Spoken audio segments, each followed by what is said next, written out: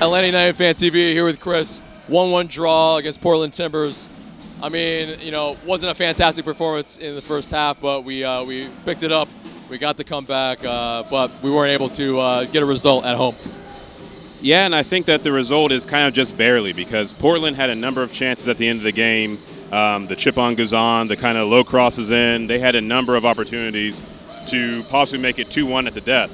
And if I used to be able to think that, you know, at home at the very least, that we would be able to come down from whatever deficit. But currently, in our current home form, if we go down a goal, if we go down 2 goals, sometimes I feel like it's just too much. We're not playing with as much confidence as we did, I think, prior to the SKC game, and it's been really telling in the results. Yeah, definitely. Going into the SKC game, I remember Parky saying, like, yeah, you know, we could go unbeaten at home, like, you know, that wouldn't be a problem. And then, of course, we soundly kind of lose that, and I think that's lost our mojo. I think you're right. Yeah, and I don't think that the team doesn't have the talent or the mentality to come back from it. I think that this is just, you know, last year was the first year. There's a lot of things that need to be worked out. But I think this year, I think the biggest test is going to be, you know, the way we ended the season at the Benz, you know, undefeated at the Benz, just throwing in goals, and the way we started. I think that a lot of teams developed, you know, kind of a pretty good blueprint in a way of how Atlanta's going to play. And so teams are coming out, they're coming out disciplined, they're coming out ready to kind of see less of the ball than they're probably used to. And Atlanta's got to we have to find a plan B. You know, and our plan B just can't be to sub on a Tito or sub on whoever at the end. It needs to be, you know, like a different way to approach a game. Because this game, we played right into their hands. We crossed the ball a ton of times, and most of the time, there's nobody on the end of it. Over 30-something crosses, and I can probably count on one hand how many were actually connected. Yeah. And for me, that's really the issue is, I mean, it's kind of, we need to multifacet our play here. It's just not exactly where we want to be, but it's mid-season, right? And, you know, we want to be able to get into the great run of form at the end of the season, probably peak a little later than we did last year. Yes, I would like to see us peak in the playoffs, but you know, at this point, I would also like to see us have just, you know, our away form has been great, and we've had a number of, I want to say a number of like team-defining wins on the road, but at home this year, we're being defined by just lack of concentration. You know, most of the goals we give up are against the run of play in terms of possession, and for some reason, we aren't really attacking people in the box. We're crossing more into the box, but we're not actually going into the box. You know, at the beginning of this season, you saw Almiron go in the box, win a couple PKs. You know, last year we saw people like, you know, Assad, saw Tito, saw a lot of people just moving in and around the 18-yard box. But right now we have Barco, who is really, really good with his feet, but is not taking anybody on.